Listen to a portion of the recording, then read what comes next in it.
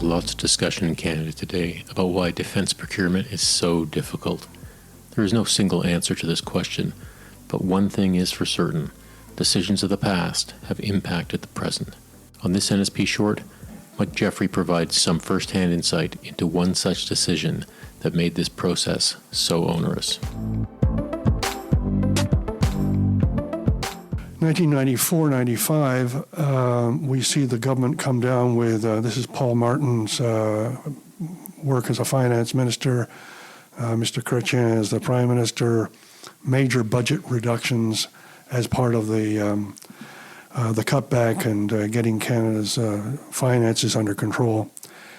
And at that time, something like a 40% reduction in the defense budget, which meant, depending on how we did it, it could have been a massive increase in or decrease in military capability, massive decrease in military personnel, all sorts of implications here. And the job that the vice chief had, which he basically asked myself and a couple of other senior officers to look at, was, are there some options here in terms of how we do business as an organization that can reduce the demands here? Is there something we can do in the business of defense, not on the front line, not on the operational part of it, but in the business of defense to reduce our overhead and to cut back on things so we could conserve resources to keep the forces with more capability? We looked at a number of options, and at the end of the day, we recommended what came to be talked about as re-engineering the corporation. Now, this wasn't something that was totally unheard of. We had, indeed, you go back to my reference books and that, I mean, there were books written on this, and we had some experts come in and talk to us about what business had done in terms of re-engineering how they did business. And when they were right back to their processes and rethought the whole thing through to see if they can streamline whatever they were doing in a variety of ways. And it was effective for them. It often reduced the number of personnel required, which of course is a large part of the cost. It required investment of certain technologies in many cases, but it was an effective way of doing it. We went forward to the Canadian Forces and departmental leadership and made that recommendation that this is how we could do it. We gave them some idea of what we thought might be possible.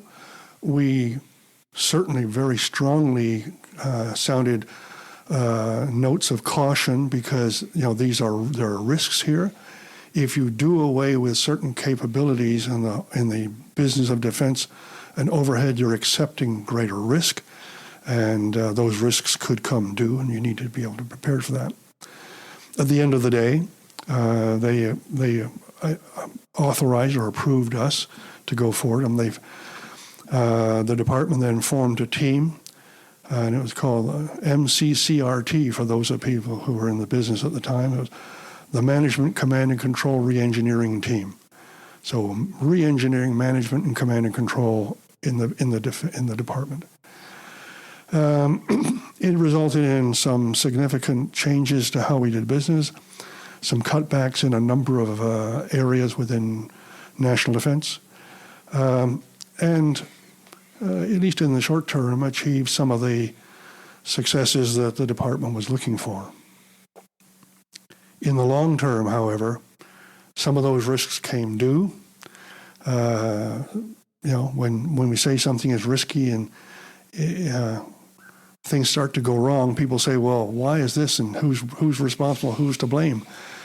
So very quickly we start to see a pullback on some of those issues and say, oh, well, we can't accept this risk anymore. So where we had done away with a lot of the processes in the new system, some of the old processes were reasserted.